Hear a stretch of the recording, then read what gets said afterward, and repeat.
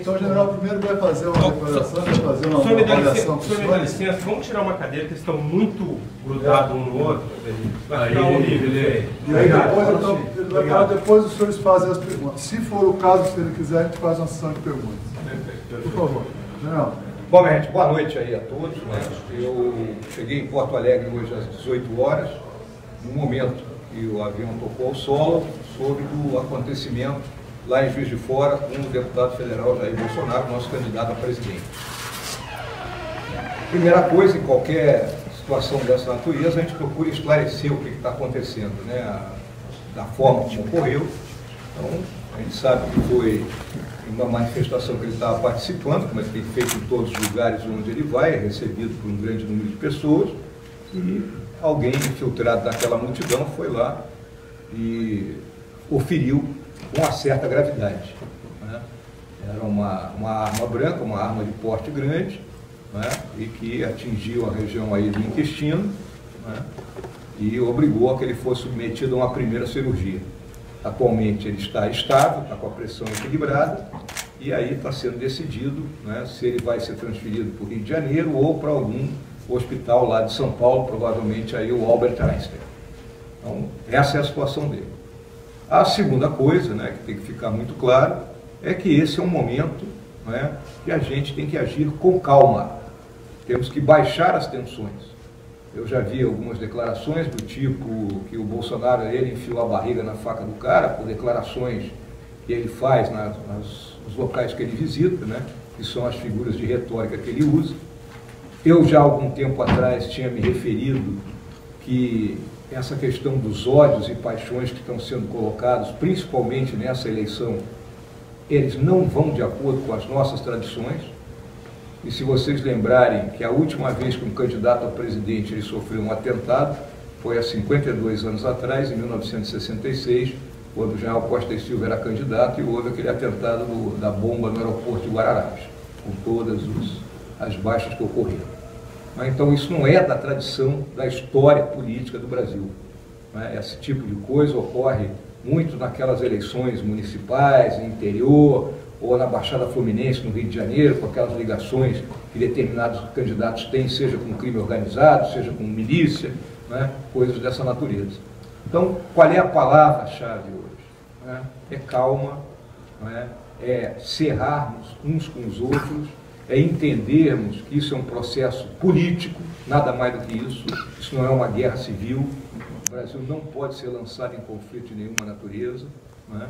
E mantermos, então, esse equilíbrio ante essa situação que está sendo vivida. Nossa história já passou por situações similares e nós conseguimos ultrapassar dentro daquele ambiente de cordialidade, né, que sempre procura se nortear as relações dentro do nosso país. Então, a minha visão, a minha palavra, né, nesse momento é calma para todo mundo. Vamos deixar que a polícia investigue o caso, o elemento que realizou o atentado está preso, né? Vai ser submetido ao interrogatório, a investigação que tem que ser feita. Se houverem ligações extras, ou se ele agiu única e exclusivamente movido pelo impulso dele, a investigação vai chegar a essa conclusão e, posteriormente, ele que seja submetido ao devido processo legal e condenado ou não à pena que tenha que cumprir. Eu acho que dessa forma é que a gente preserva o nosso bem maior, que é a estabilidade do país e, principalmente, o sistema democrático que nós tanto prezamos. Era isso que eu gostaria de declarar a todos. Podemos fazer algumas perguntas? Pode fazer a pergunta. Boa noite, primeiramente. Vitor Costa, da Record TV. O senhor acha que isso tem a ver com as declarações dele, do Bolsonaro, candidato, e que em algum momento isso pode fortalecê-lo na campanha? Não, essa questão, você acha o atentado em si, né? Ou o que você está falando? O atentado em si. Eu acho que o maluco tem tudo que é lado, né? É óbvio que uma pessoa, né, que sem mais nem menos resolve fazer um atentado, esse é um crime político, né? Não tem a mínima dúvida, esse é um crime político, né? Eu acho que essa pessoa não está no seu equilíbrio. Então eu não quero tirar mais ilações com dados que eu desconheço. Quando eu tiver maiores dados, aí eu posso chegar e ser mais preciso. Hoje eu não tenho dados para dizer se isso é responsabilidade de A, de B ou de C. Tá? E na minha visão, acho que o Bolsonaro sairá desse processo maior do que ele entrou. General, Camila Faraco, do SBT. O candidato Bolsonaro, ele usava colete à prova de balas no momento do ataque? Não, estava sem colete. Era uma recomendação nossa que ele usasse colete, mas o Bolsonaro, ele é impulsivo, né? Ele seguia as orientações dos policiais federais que o acompanham? Tem policiais federais, tem a equipe dele que é de segurança que já acompanha há algum tempo, o próprio general Heleno que está o tempo todo com ele, sempre recomenda isso aí, e sempre houve a preocupação nessa questão de multidão com a arma branca, que é o que a gente sabe que é o que ocorre nesse momento. General Matheus, da RBS TV, o senhor comentou aí a questão do ódio, né, de ser contra isso, né, mas muitos discursos o Bolsonaro acaba se elevando um pouco, né? De que forma vocês pensam em mudar um pouco a dinâmica do que é feito hoje para evitar que casos como esse aconteçam tanto na campanha ou depois casos também sejam eleitos? Os ódios, né, são colocados aí pelas mais diversas pessoas, inclusive pessoas esclarecidas. O Bolsonaro usa as figuras de retórica dele, é a forma como ele sempre se expressou. Ele é o Bolsonaro. Não adianta que você vai ter o Bolsonaro paz e amor, né? Ele não vai ser a forma, porque ele vai estar se violentando.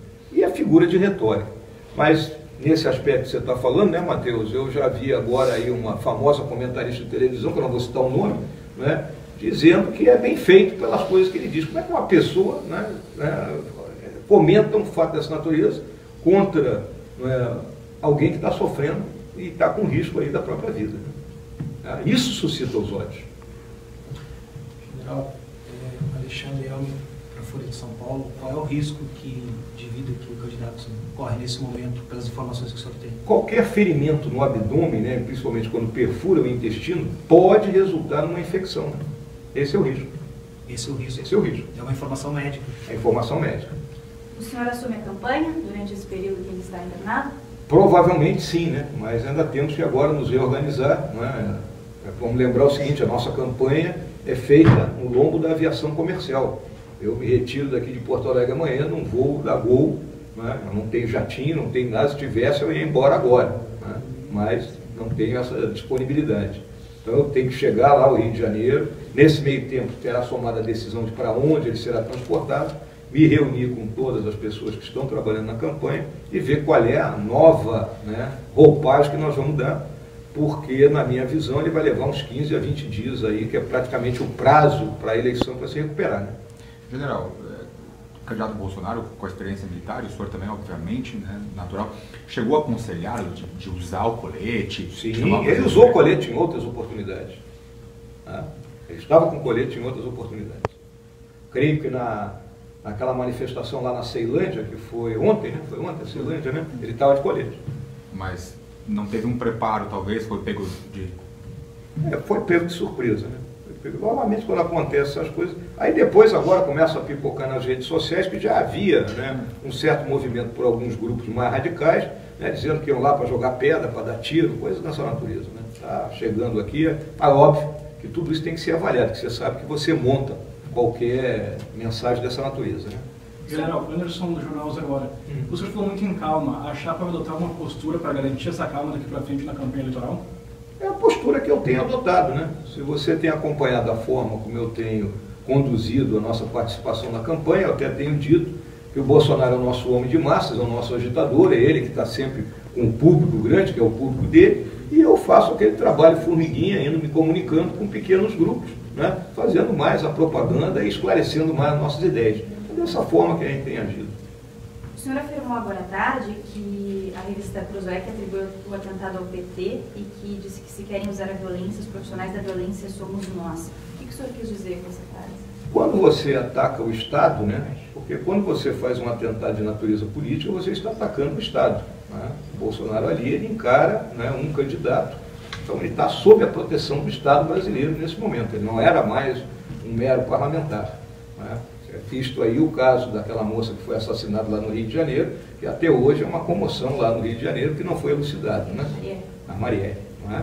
Então é uma situação mais ou menos similar, vamos colocar assim, é um atentado ao Estado, é um crime político, não é? Então a gente, quando ataca o Estado ele tem a primazia da violência, porque senão a sociedade se desorganiza. Mas o senhor acredita que foi um partido político ou teria sido uma pessoa... Não tenho dados para dizer, a gente sabe que o camarada em algum momento pertenceu a um partido político. Não sei se pertence, não sei se foi instigado, então é aquela história que eu falei aqui, né? O cara pode ter algum desequilíbrio mental, né? Chegou à conclusão que hoje vai ser o meu dia. Vamos lembrar, o assassino do Lincoln, o John Wilkes Booth, foi movido pela sua própria livre-arbítrio, vamos colocar. Gente, acho que deu, né? General, mais alguma coisa? Tem mais alguma dúvida aí? Bem rapidinho, general. Vamos lá, tranquilo. Jogo rápido. Nessa configuração, o senhor caracteriza, então, o que sofreu Marielle Franco com o mesmo atentado que o Bolsonaro? É a mesma coisa, né? O senhor acredita? Não é a mesma coisa. A Marielle diz... Qual é a tese em relação à morte da Marielle? Que ela foi assassinada pela ação que ela tinha em determinadas comunidades do Rio de Janeiro e aí feriu os interesses da milícia, sei lá quem que estava lá, né? E o Bolsonaro, é óbvio que no momento que ele está numa posição de destaque na campanha e tem uma palavra diferente daquilo que o mecanismo, o establishment brasileiro hoje considera que seria a necessidade, ele pode ser exposto a um ato dessa natureza, qualquer desequilibrado. Só uma última pergunta. A sua chapa defende o porte de arma, mas se o agressor estivesse armado, com um revólver, uma pistola, enfim, provavelmente o candidato não teria sobrevivido. O que falar para as pessoas que dizem que ele foi salvo pelo Estatuto? Não, ele não foi salvo pelo Estatuto. O cara também podia estar de revólver. Isso aí, essa tua pergunta é inócua, minha filha. Essa não... Sem resposta essa. Sem resposta. Porque ele podia estar, assim como ele está com a faca, ele podia estar com um revólver. Ninguém ia impedir isso aí.